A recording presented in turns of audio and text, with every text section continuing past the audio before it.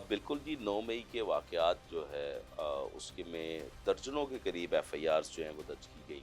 ये मज़ाक किया गया है कि एक ही वक़्वा, एक ही अकरेंस, एक ही जगह और उस जगह में आपने दर्जनों एफ़आईआर कर दी। मैं तो हैरान हूँ कि जब कल को हमारे बच्चे अगर वो इस स्टेट में जब कानून की हुक्मरानी होगी, जब यहाँ पे कानून का बोलबाला होगा और ये जब वो अकरेंस की जो एफ़आईआर्स जब देखेंगे और जब वो ये एफआईआर्स पढ़ेंगे, तो वो तो हँसेंगे कि पता नहीं ये स्टूपिड लोग थे। इंसदाद दहशतगर्दी अदालत है, बड़ी पावरफुल अदालत है, लोगों की टाँगें काँपती थी यहाँ पे और अब अनफॉर्चुनेटली हमारे जजों की टाँगें काँपती हैं, एक आईओ को देख के, एक इंस्पेक्टर को देख के। आप इतने तो हो गए कि आपने 70-70 साला औरतों को गिरबानों से पकड़ के घसीटा। अस्सलाम वालेकुम। पब्लिक डिजिटल के साथ मैं हूं सलमान अवान। 9 मई के वाक़यात में कितनी सदाकत पाई जाती है? 9 मई वाक़यात में जो मुल्ज़मान अदालतों में पेश होते रहे हैं, उनके खिलाफ क्या सबूत थे? इस हवाले से हमारे साथ लाहौर के पाकिस्तान तहरीक इंसाफ के सीनियर नायब सदर इरफान अलवी साहब मौजूद हैं, जो कि वकील हैं एजाज चौधरी के और उमर सरफराज चीमा के और सनम जवेद के जो केसेस हैं उनको भी देख रहे हैं। और सैकड़ों के करीब जो पीटीए के कारकुनान पाबंद सलासल थे, इन्होंने जो है उनको भी जो है ज़मानतों पे रिहा करवाया है। तो इन केसेस में क्या सदाकत है? इरफान अलवी साहब, पहले तो आपका बहुत शुक्रिया। दूसरा सर ये बताइएगा, 9 मई के जो वाक़यात हैं, इनमें कितनी सदाकत पाई जाती है? जी, बिस्मिल्लाहिर्रहमानिर्रहीम। सलमान भाई, आपका बड़ा नवाज़िश कि आपने मेरी आवाज़ को अवाम तक रसाई के लिए मुझे यहाँ पे आज मदऊ किया है। बिल्कुल जी, 9 मई के वाक़यात जो है उसके में दर्जनों के करीब एफ़आईआर्स जो हैं वो दर्ज की गई। अब हैरत की बात ये है कि इसमें सुप्रीम कोर्ट्स की भी और एपेक्स कोर्ट की, जो हमारी ये सबसे एपेक्स कोर्ट है इस मुल्क की, उसकी भी जजमेंट्स मौजूद हैं। कानून भी इसमें बड़ा वाज़िया है कि जब एक वाक़या होता है, एक वक़ूआ होता है, उस वक़ूए के बाद जो अकरेंस है, उसको आप 161 की स्टेटमेंट के तहत उसमें इनकॉर्पोरेट करेंगे। यहाँ पे इश्यू ये है कि एक वाक़या और एक वक़ूआ, उसको दर्जनों एफआईआर्स में कर दिया और एफआईआर्स एक मज़ायका ख़ेज़ सी एफआईआर्स हैं, टोटल स्टीरियोटाइप एफआईआर्स हैं, स्टेप बाय स्टेप एफआईआर्स हैं। आप 10 कदम चलें, एक नई एफआईआर है, उसके 10 कदम चलें, एक नई एफआईआर है। आप राइट देखें, एक एफआईआर है, लेफ्ट देखें, एक एफआईआर है।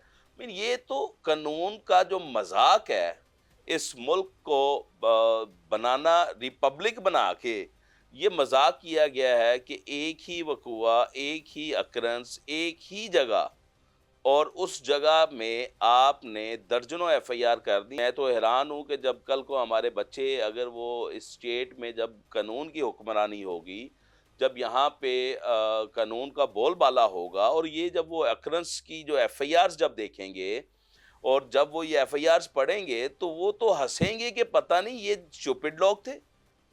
हमसे पहले वाली जनरेशन जो है, हमारी जनरेशन या ये जो लोग हमारे बैठे हुए हैं, हमें हमारी आने वाली जो ला जनरेशन होगी, वो स्टूपिड कहेगी और सिर्फ हमें नहीं कहेगी, बल्कि ये जो मुनसफ की सीट पे बैठे हुए हैं, जो अराब इख्तियार हैं, जिनके पास ये इख्तियार मौजूद है कि वो लोगों को इंसाफ फराहम कर सकें, उनको भी स्टूपिड कहा जाएगा। तमाम मुकदमात में एक ही एलिगेशन लगाया गया कि उकसाया गया है बगावत पर। तो ये एक ही शख्स पर दर्जनों मुकदमात, एक ही ऑफेंस, तो इसमें कितनी की सदाकत देखिए है जी। कि वो लाहौर से बैठा हुआ यहाँ से ऑपरेट कर रहा था? क्या इनसे रिकवरी हुई है, जो मुल्जमान अभी तक जो पाबंद सलासल हैं या जिनको गिरफ्तार किया गया था? देखिए, मैं इससे पहले ना आपसे एक गुज़ारिश करूँगा कि लॉ क्या है? कानून, जो वर्ड हम लॉ इस्तेमाल करते हैं, वो क्या है? वो लॉ ये है कि एक प्रूडेंट माइंड, एक आम ज़हन, उसके इश्यूज़ और उनके इश्यूज़ का क्या हल हो सकता है। अदर डेफिनेशंस मैं नहीं जाऊँगा, क्योंकि मेरी आदत होती है कि हम वो बात करें जो एक आम ज़हन, प्रूडेंट माइंड जो है वो अंडरस्टैंड कर सके। अब लॉ क्या है? लॉ ये है कि मुझे आपको क्या मुश्किलात हैं, क्या परेशानियाँ हैं और उन मुश्किलात और परेशानियों का हल क्या हो सकता है। मैंने आपके क्या राइट्स इन्फ्रिंज किए, आपने मेरे क्या राइट्स इन्फ्रिंज किए। अब मेरे राइट्स जो हैं उसकी जो है वो शेल्टर क्या होनी चाहिए, और उसका अगर आप जो है उस पे मिन बाज़िद हैं कि मेरे राइट्स को इन्फ्रिंज करना है, आपने मेरे राइट्स को जो है स्लब करना है, तो उसमें आपको सज़ा क्या होनी चाहिए? ये एक आम ज़ेन जो समझता है, एक आम प्रूडेंट माइंड जो है, उसके मामलात हैं, उसकी चीज़ें हैं। अब साज़िश, बगावत, ठीक है, क्रॉस-हिपेंसी होगी और हैरत, पहले तो सबसे पहले तो मैं आपसे ना एक बात जो है वो बड़ी वाज़िया क्लियर कर दूँगा। 96/23 कोर कमांडर हाउस की जो एफआईआर है, मेन एफआईआर जो मेन लाहौर में एफआईआर है तस्वुर जो की जाती लाहौर में 2 एफआईआर्स मेन तस्वर की जाती हैं, एक 96/23 है और एक गुलबर्ग थाने की है 1271। ये अस्करी 2 टावर वाली। अस्करी टावर वाली, ये 2 एफआईआर्स हैं जो मेन जिनके ऊपर फोकस है। पहले तो ये डिसाइड करना पड़ेगा कि ये कोर कमांडर हाउस है कि जिना हाउस है। अगर जिना हाउस है तो वो तो फिर पब्लिक प्लेस है, उसके ऊपर तो फिर आपका ट्रेसपास तो लगता ही नहीं है। अगर कोर कमांडर हाउस है तो क्योंकि मैं जो बात कर रहा हूँ वो इसलिए कर रहा हूँ कि 96 एफआईआर में ट्रेसपास भी लगाया गया है, चोरी लगाई गई है, फिर बगावत है, उकसाना है, ठीक है, और दीगर 302 कत्ल है और बाकी मामलात हैं। अब पहले तो मैं चले कत्ल से शुरू होता हूँ कि वो जो 302 जो लोग बेचारे हमारे वर्कर थे जो शहीद हुए, अब वो 302 भी हम पे डाल दी गई। हमारे ही वर्कर, हमारा ही बंदा मार के हमें ही उसमें मुल्ज़म बना दिया गया। बहुत सी बातें मैं इस एफआईआर को उड़ा के रख दूँ, लेकिन मैं क्योंकि मजबूर हूँ कि हमारा ट्रायल जो है इसका अभी स्टार्ट होना है, मैं इसलिए कोई बहुत सी बातें हैं इस एफआईआर में जो मज़ाक किया गया है, जो कानून की धज्जियाँ उड़ाई गई हैं और जो स्टूपिडनेस है, मैं वो बयान भी कर सकता हूँ, लेकिन मैं चाहता हूँ कि हम वो ट्रायल जब तक कंक्लूड ना हो, अगर अल्लाह ने फिर वो कभी मौका दिया तो ट्रायल के बाद भी इसके ऊपर इसका पूरा पोस्टमार्टम भी करेंगे, आपको बताएँगे। बट फिलहाल फॉर द टाइम बीइंग, जिससे हमें भी नुकसान ना हो और इनको भी अकल के जो है वो नाखून, इनको भी होश आ जाए, अकल के नाखून ये भी ले लें। तो उसके लिए ये है कि 302 जो आपने लगाई गई वो हमारा ही वर्कर, हमारा ही बंदा, उसको आपने कत्ल करके, शहीद करके हम पे ही डाल दिया। और उसमें भी एक जो मज़ाहिका ख़ेज़ बात ये है कि उन दोनों मक़तूलीन की जो फैमिलीज़ हैं, उनमें से किसी को भी इसका पार्ट नहीं नहीं बनाया बनाया गया, गया। ठीक है, कंप्लेनेंट का या इवन अदरवाइज़।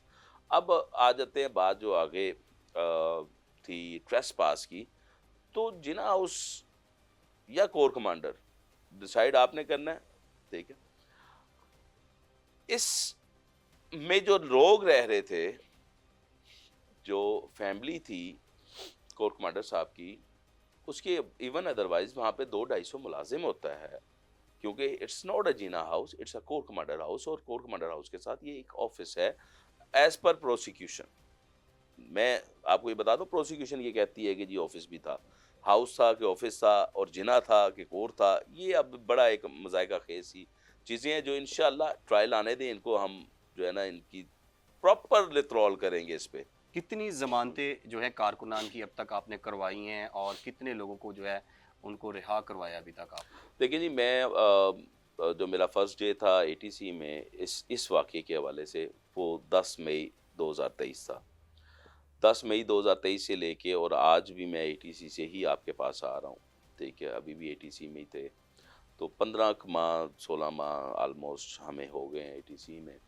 उसमें ये है कि कोई ऐसा शख्स जो एटीसी आया हो अरेस्ट होके, हमने उसका कंटेस्ट ना किया हो, रिमांड, ऐसा मुमकिन नहीं है। वो दर्जनों हज़ारों के करीब लोग वर्कर्स हैं हमारे, और जो मैंने इटसेल्फ मेन लीडरशिप भी है जिसमें हमारी tyre 1 leadership, second and third, and उसके बाद वर्कर्स, तो ऑलमोस्ट मैं जो फैसिलिटेट कर चुका हूँ अभी तक। अगर एफआईआर टू एफआईआर बात करेंगे तो वो भी मैं फिगर्स आपको दे सकता हूँ, बट ओवरऑल मैंने तकरीबन कोई 1000+ के करीब वर्कर्स हैं जिनकी बेल्स जो है वो फाइल्स की बेल्स ली, जिनमें पोस्ट रेस्ट बेल्स भी हैं, प्री रेस्ट बेल्स भी हैं। कुछ की जो है प्रोटेक्टिव बेल्स भी ली, ट्रांजिट बेल जिसे हम बोलते हैं, डिफरेंट सिटीज़ से जाके, उनमें लीडरशिप हमारी शामिल है, क्योंकि उन्हीं की हमने प्रोटेक्टिव बिल्स भी अप्लाई की। उसके बाद अगर आप काम करें, अच्छा ये बेल्स भी ऐसा हुआ, बड़ी जो है ना हैरत की बात है कि बेल्स हम फाइल करते हैं, 4-4 माह उनका रिकॉर्ड नहीं आ रहा, और क्या बेबस जुडिशरी है। जुडिशरी मैं बेबस नज़र आई है? मैं कहता हूँ क्या बेबस जुडिशरी है। क्यों? मेन ऐसी बेबस जुडिशरी है कि एक आईओ, एक इंस्पेक्टर, इंस्पेक्टर, इन्वेस्टिगेशन ऑफिसर, एक आईओ, उसकी ये वर्थ है कि चलें ये तो बेचारे, आल्दो एटीसी जो इंसदाद दहशतगर्दी अदालत है बड़ी पावरफुल अदालत है, लोगों की टांगें कांपती थी यहाँ पे, और अब अनफॉर्चुनेटली हमारे जजों की टांगें कांपती हैं एक आईओ को देख के, एक इंस्पेक्टर को देख। अच्छा, जब आपने ये केसेस शुरू किए कितना थ्रेट था आपको? मुझे तो ये भी सुनने में आया था कि लिस्टों में आपका नाम भी था। देखें जी वो और आप उन दिनों में कहाँ चले गए थे? देखें जी बात ये है, मैं आपको सच बताऊं तो हुआ ये कि इंसान हूँ, इंसानों की बड़ी सोच है, घबरा भी जाते हैं। 10 मई की शाम जब मैं घर जा रहा था तो मुझे एक थ्रेट जो है वो मसूल हुआ। तो मैं अपने घर के बड़े नज़दीक था जब मुझे ये सारा वाक़यात हुआ, तो मैंने अपने जो है ना वो घर जाके स्टार्ट गाड़ी करके बाहर खड़ी की और बेगम और बच्चों को कहा बस गाड़ी में बैठो बगैर कपड़ों के, जो हमारे जो पहने में तन पे वही कपड़े, मेरे पास सिर्फ यूनिफॉर्म, क्योंकि मैं यूनिफॉर्म में था। तो बेगम ने मुझे कहा कुछ चीज़ें ले ले, मैंने उसे कहा बस गाड़ी में बैठो। मैं गाड़ी में बैठा और मैं गाड़ी मैंने भगा दी, निकल गया। रिंग रोड पे गया तो थोड़े से मैंने वो सांस बहाल किया, जब अपना खौफ का सांस, तो मैंने फिर फ़ोन किया, वो बातचीत हुई, ठीक है। फिर मैंने कुछ दोस्तों से बात की, उन्होंने कहा कि यार ये हो गया है, ठीक है, ऐसे मामला चल रहे हैं, तुम्हारा लिस्टों में ऑफ कोर्स नाम है, क्योंकि हम प्रैक्टिकल वकालत कर रहे हैं, तो बहुत से थानेदार, बहुत से पुलिस वाले, क्योंकि पुराना मरासिम चलते आ रहे हैं, ये तो अभी 9 मई का वाक़या हुआ, वरना पुराने ताल्लुकात हैं, तो ओब्लाइज करते हैं, और पुलिस और वकील एक दूसरे को ओब्लाइज सम टाइम कर देती है। तो उनसे मैंने जब दरियाफ़्त किया, उन्होंने कहा कि जी बिल्कुल ऐसा है। मैं चला गया, 3 दिन मेरी वाले साहब से बात ना हुई।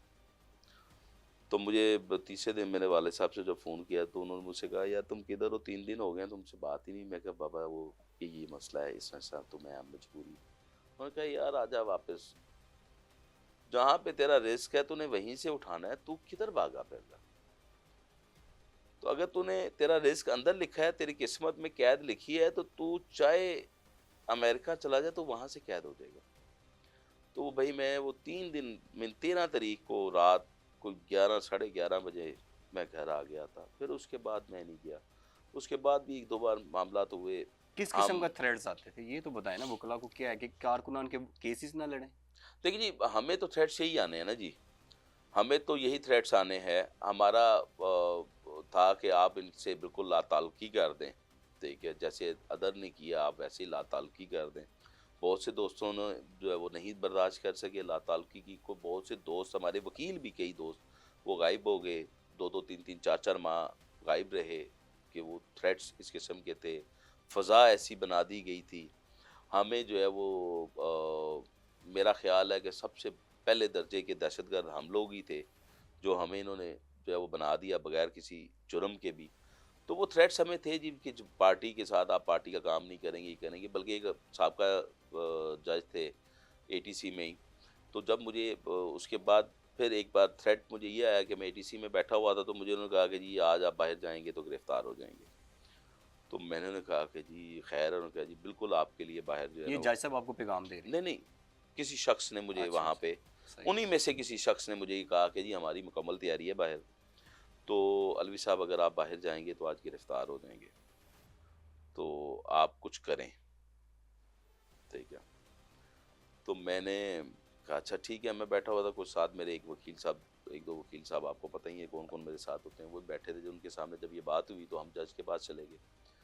तो वो जज ने बुला के उन्हें कहा कि खुदा का खौफ करो, प्रोफेशनल वकील हैं, इनको काम करने दो। आप क्या कर रहे हैं, ये अपना काम कर रहे हैं, आखिर किसी ने तो केस लड़ना है, आप क्या चाहते हैं कि इनका केस भी कोई ना लड़े? मीन आप अंदाजा करें कि फिक्टिशियस एफआईआर, बोगस इल्जामात, और उसके बाद आप ये भी ख्वाहिश करते हैं कि इनका केस ही कोई ना लड़े। और इंतहाई स्टूपिडनेस ये है कि 15 महीने हो गए हैं, आर्टिकल ये जो सीआरपीसी है 173(5) ये कहता है कि आपने from the date of FIR 14 दिन और 3 दिन मजीद 15 दिन 17 दिन में आपने चलान सबमिट करना है, और एटीसी ये कहता है 7 दिन में करना है, कंप्लीट करना है। तो अभी तक तो शहादतें नहीं हुई, चलान ही जमा नहीं पूरा हुआ, रिपोर्टें नहीं आ रही, ये नहीं आ रहा, वो नहीं आ रहा। सब बकवास है, सब झूठ है। फिर अभी रिसेंटली इन्होंने किया क्या कि जी वो बगावत बगावत बगावत उठा ली। और बगावत के एलिमेंट्स हैं, उन एलिमेंट्स को पूरा करें पहले। ठीक है, अभी भी कर लें, ट्रायल में बड़ा टाइम है। ट्रायल आपने जो है वो साल 2 साल नहीं लगाना, ये मैं आपको बता रहा हूँ। जेल ट्रायल तो शुरू हुआ हुआ कुछ मुकदमात का। सर ये सिर्फ रंगबाजियां शुरू हुई हैं। 96 की फाइल पड़ी हुई है हाई कोर्ट में पिछले 2 माह से। बिल्कुल। हाजियां लगा रहा है जज, हमारे लिए काबिल एहतराम है, हर 3 दिन बाद की तारीख दे देता है। सिर्फ लोगों को जलील करना है आपने, क्योंकि आपके पास है ही कुछ नहीं। कुछ हो तो करें ना, स्टार्ट करें, इसे कंक्लूड आए। हम तो कह रहे हैं लाएं अपने विटनेसेस लाएं, हम जरा करते हैं। आपके तो विटनेसेस भागना शुरू हो गए कि जी हमें तो पता ही नहीं, हमें तो जो है वो कान पकड़ा देते हैं लाइन में कि ये विटनेस से हट के नहीं, आपने विटनेस से नहीं, विटनेस से हमें हमारी शहादत याद ना हो तो हमें लाइन में कान पकड़ाए हुए हैं। ये पुलिस अफसरान कह रहे हैं, ऑफ कोर्स ये पुलिस अफसरान ये खुद बोल रहे हैं उनके साथ ये ज्यादती हो सर रही है। हो रही है तो बोल रहे हैं ना। मुझे ये बताएं कौन गलत कह सकता है? मैं मुझे ये बताएं ना, मैं कैसे कह दूं कि जो है ना वो सलमान साहब जो है वो मीडिया छोड़ गए। वो कोई सदाकत होगी तो कहूंगा ना। आप क्या बात कर रहे हैं, ये क्या कितने केस है? डंडे कितने सोटे निकल आए, कितने डंडे सोटे, मैंने तो ये की चीजें, पत्थर डंडा ये चीजें बरामद देखें हुई जी, हैं। इसमें बड़ा क्लियर है क्या ये आर्टिकल पूरी फौज 14। तैयार होके गई थी जना हाउस की तरफ? सर देखें, मैं चलें, हम वो तो बात जो है ना वो क्या बात की बात है। वो तो आप सोशल मीडिया भी और अदरवाइज मीडिया भी वहाँ पे मौजूद था। वहाँ पे हमारी लीडरशिप के पैगाम क्या थे?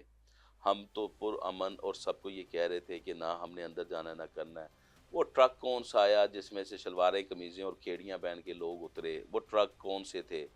ठीक है, उसके बाद वो देखेंगे हमारे पास ऐसी वीडियोस भी मौजूद हैं जिसमें एक बंदा जो है वो कह रहा है कि जी ये देंगे, हम विटनेस में देंगे, लेकिन मैं उसकी आपको ट्रांसक्रिप्ट बता रहा हूँ, ट्रांसक्रिप्ट पढ़ लें उसकी। उसमें जो है ना वो ये कह रहा है मैं मेजर हूँ ऑन ड्यूटी, अच्छा। ठीक है, मुझे मत छेड़ो। उसे वो कह रहा है हमारा वर्कर है कि तुम क्या कर रहे हो, ये हंगामा कर रहे हो, निकलो यहाँ से। वो कह रहा है मैं ऑन ड्यूटी मेजर हूँ।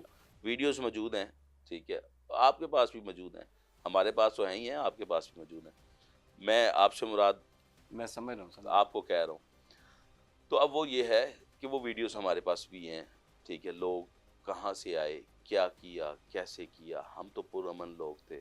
अच्छा, हमारे पास अगर कुछ है तो लिबर्टी दिखाओ, हमें डंडा दिखाओ, वहाँ पे पत्थर दिखाओ। फुटेजेस तो मौजूद हैं, सेफ सिटी कैमरास लगे हुए हैं, हमें सेफ सिटी की फुटेज दें। हम हमारे आप कर क्या रहे हैं? आप इतनी 2 नंबरी लगा रहे हैं कि कट पेस्ट करके जो है वो एक वीडियो बनाते हैं। आप पूरी वीडियो ही नहीं बना रहे, पूरी स्याको सबाग वाली वीडियो नहीं दे रहे। मैंने ऐसे तो आप एविडेंस क्रिएट करने की कोशिश कर रहे हैं, फिर जो है ना वो जो हम पे एक दिफात लगाई हुई है इन्होंने बगावत की, ठीक है, उसमें आप देखेंगे कैसा फक्टिशियस सा एक वो बगैरत सा है पिंडी का एएसआई। वो कहते हैं जी मैं PTI Imran Khan with this people person leadership, top leadership, और वो पीटीआई वर्कर का बेस बन के अंदर चला गया। यार खुदा का खौफ करो, तुम्हें ये शर्म या नहीं है झूठ बोलते हुए? ओके भाई, वहाँ पे जो टॉप सीक्रेट जो है मीटिंग चल रही थी, अगर चल रही थी एलेज मीटिंग, जबकि वो मीटिंग ऐसा कुछ नहीं है, रोज वैली होटल चक्री का बता रहे हैं आप, ठीक है, रोज होटल जो भी है उसका नाम जो है उसका आप बात कर रहे हैं कि जी वहाँ पे मीटिंग कर रहा था। ओ भाई, हमारे पास 3600 प्लेस है मीटिंग करने के लिए। वो इमरान खान को कमी है? वो तुम इमरान खान को क्या समझते हो? इमरान खान जहाँ पे मर्जी मीटिंग करता, खुफिया मीटिंग हो सकती थी, सब कुछ हो सकता था। वो कह रहा है जी मेरे सामने मीटिंग हुई, वहाँ पे इमरान खान ने कहा वो चेरी चौक बंद कर दो, वहाँ पे ये कर दो, वहाँ पे वो कर दो। वो आओ तो सही विटनेस बॉक्स में, फिर हम पूछेंगे कि तुम पीटीआई का बेस बदल के गए, कैसे गए? फिर अच्छा चले इवन अदरवाइज कानूनी बात कर लेते हैं।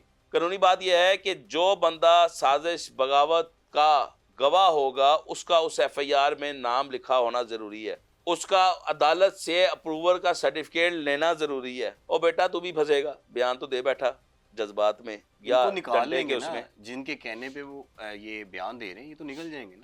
सर निकलना नुकलना कोई नहीं। यानी कि आपने भी तैयारी की कि आ जाओ मैदान में, हाँ, हम कानूनी इंशाल्लाह जंग लड़ने के लिए ये हम भी जो तैयार कुछ हैं। आपने किया है ये रिवर्स कराएंगे। हम आपके ऊपर मुकम्मल मुकदमात बनाएंगे, पर्चे कराएंगे और आपको फेस करना पड़ेगा ट्रायल, इन सवालों के जवाब देने पड़ेंगे, ठीक है। हम प्रूव करेंगे कि आप झूठे हैं, हम प्रूव करेंगे कि आपने हमारे साथ हमारे बेगुनाह वर्कर्स के साथ ज्यादती की है, हम प्रूव करेंगे कि आप लोगों ने हमें जो पाबंद सलासल किया वो इंतहाई नाइंसाफ़ी थी। वैसे माजरत के साथ सानिया मॉडल टाउन 10 साल हो गए हैं, उसमें भी पुलिस अफसरान शामिल थे, उनको तो किसी को सजा नहीं मिली, वो तो सर उसमें से देखें, कई अफसरान बरी हो गए। तो मैं एक आप सज़ा कितने क्या, श्योरिटी से कह रहे हैं कि हम उनको भी कटहरे में लाएंगे? सर मैं आपको बताता हूँ सज़ा क्या है। ज़रूरी नहीं है कि पाबंद सलासल होना ही सज़ा है। देखिए, सज़ा ये भी है कि आपका बच्चा आपसे उठ के पूछे आपने ये क्या किया। सज़ा ये भी है कि आप कहीं पे जाएं और लोग आप पे उंगली उठा के कहें कि आपने गलत किया। ये सज़ा नहीं है। सज़ा कुरान पाक में अल्लाह पाक फरमाते हैं, अल्लाह पाक फरमाते हैं कि इंसान के अमाल की सज़ा 2 सूरतें हैं। एक सूरत है जब रोज़े महशर लगेगा। दूसरी सूरत क्या है कि उसकी औलाद, उसके ख़ानदान से उसका बदला लिया जाएगा दुनिया में। तो ये सज़ाएँ आप क्या समझते हैं कि सिर्फ़ जेल में डाल दो ये सज़ा है? ना, ना, ना, ना। सज़ा ये है कि जब आप देखिए ना, आपकी इज़्ज़त ही कोई नहीं। आप रुसवा हो रहे हैं। मैं 2-3 आईओज़ हैं, उनसे मेरी बात हुई, वो मुझे कहते हैं यार ख़ानदान दे विच फौतगी हो जावे ते असीं फौतगी ते नहीं जा सकदे। वो कहंदे ने यार तुसीं एड्डे ज़ालम हो, असीं किसी शादी ब्याह ते नहीं जा सकदे। आईओ सिर्फ़ आईओ ने बेचारे, वो कहते हैं हमसे सवाल लेकिन होता है। मेरी बात सुने ना, कुछ तो लालच दी होगी पुलिस अफसरान को, कुछ तो बेनिफिट लिए सर होंगे कोई उन्होंने। लालच नहीं है। हमने तो देखा है कि जब ये इस तरह के केसेस में किया, प्रमोशंस मिलती हैं, इनको बेनिफिट मिलते हैं, इंक्रीमेंट लगते हैं, कुछ तो है। कुछ लोगों ने इनकार भी किया है, लेकिन ये लोग ही क्यों सिलेक्ट हुए? सर ओदी वजह हैगी ना, जो कमज़ोर होगा, ठीक है, देखें ईमान के भी दर्जे हैं ना। एक दर्जा ये होता है कि अगर कोई जुल्म देखो तो उसके खिलाफ हाथ से खड़े हो जाओ। दूसरा होता है मेरी तरह कमज़ोर आदमी जो ज़ुबान से शुरू है। तीसरा होता है जो दिल में ही बुरा कह लेता है। ये सारे अफसरान दिल में बुरा ये कह रहे हैं। बेचारे दिल में बुरा कह रहे हैं, इनकी बड़ी मजबूरियां हैं, बच्चे हैं, कबीलदारी है, बाकी मामलात है, फिर कोई गलतियां कुताहियां भी है ने, फिर कुछ अल्लाह वालों अजाब भी तो है ना जी। अजाब भी तो अल्लाह ने किसी के खाते में डालना है। पर मेरे क्योंकि ये सब भाई हैं, मुझे इनसे बड़ा प्यार है, क्योंकि मैं इनकी मजलूमियत देखता हूँ। ये बेचारे मजलूम हैं, ठीक है। ये इनमें अल्लाह पाक ने बहुत कम जो है ना वो हौसला रखा है कि ये समझते हैं कि यही राज़िक हैं, यही खालिक हैं। तो इस वजह से इन बेचारों की मजबूरी है। तो फिर दूसरा कुछ होता है, कईयां नूं आप भी वो कहंदे ने कि पंजाबी दा शेर है ना कि वो कुछ शहर दे लोग भी ज़ालम सी, कुछ सानू भी मरन दा शौक सी। इन्हां च कुछ ऐसे भी है जिन्हां नूं आप भी मरन दा शौक है, ठीक है। तो कुछ लोग होते हैं जिनको ना प्लेयर मिलता है किसी को तकलीफ देके, वो लोग भी तो इसी माशरे का हिस्सा हैं।